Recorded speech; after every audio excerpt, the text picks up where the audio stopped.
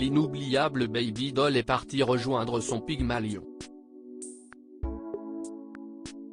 Véritable icône des années 70, inoubliable muse de Serge Gainsbourg, la chanteuse et actrice Jane Birkin vient de nous quitter à l'âge de 76 ans. Retour sur sa vie en images.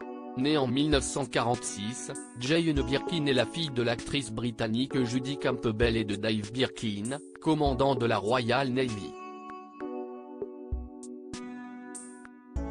Elle est très tôt remarquée d'abord pour sa silhouette longiligne puis pour son jeu d'actrice. Après quelques petits rôles, elle débute sa carrière en décrochant un rôle dans Blow Up de Michelangelo Antonioni. Elle débarque en France en 1968 pour le tournage du film Slogan.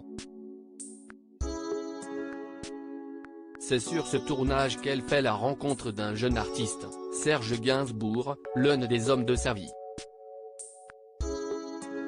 Va naître alors une des plus belles rencontres artistiques de ces dernières décennies, le compositeur a trouvé sa muse. Dès lors, ce dernier ne cessera de composer et d'écrire pour sa belle. Le couple mythique qu'elle formera avec Serge Gainsbourg symbolisera longtemps toute une décennie empreinte de désir, de liberté et de scandale. Le sulfureux « Je t'aime moi non plus », chanté, ou plutôt susurré par la jeune comédienne, choque la France de 1969. Les années 70 feront de la jeune Britannique une icône.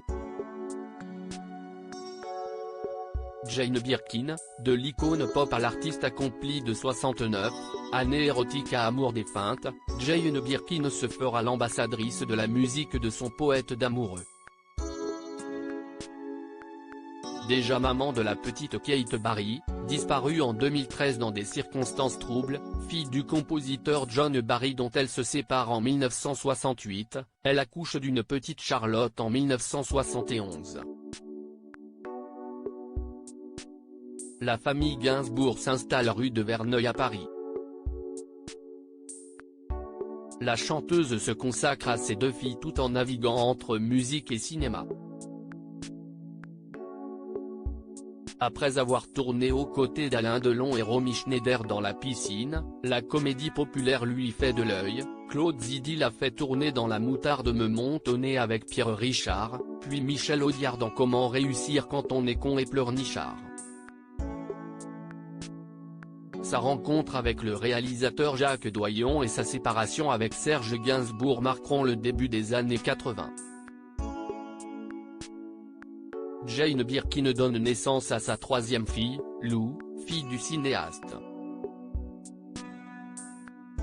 Le cinéma d'auteur s'intéresse à elle et des réalisateurs comme Jean-Luc Godard, Agnès Varda et Jacques Rivette lui offrent de beaux rôles. Elle débute au théâtre en 1985 avec Patrice Chéreau.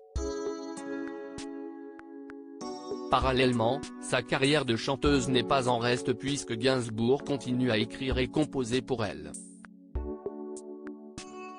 Les albums Baby Alone in Babylon en 1983, Lost Song en 1987 et Amour défunte en 1990 seront tous des succès.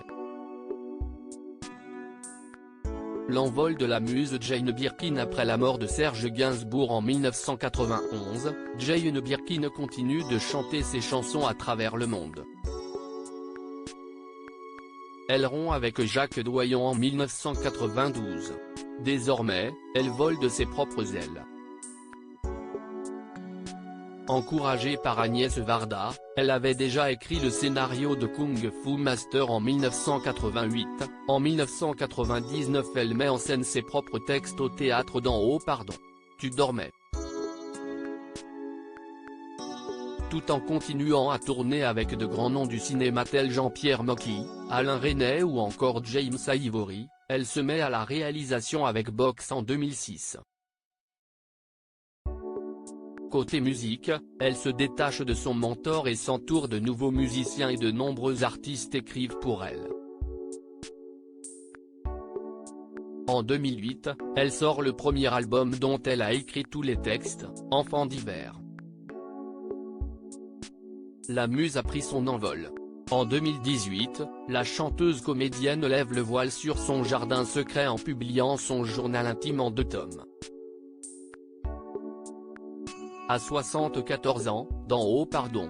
Tu dormais, son dernier album réalisé avec Étienne Daos sorti en décembre 2020, elle se livrait à cœur ouvert sur la perte tragique de sa fille Kate Barry, selon ses propres mots foutue en l'air et retrouvée par terre. Jane Birkin s'en est allée ce dimanche 16 juillet 2023 mais nous a offert avant de partir ses dernières confidences. Pour redécouvrir la vie de Jane Birkin en images, ça se passe dans notre diaporama.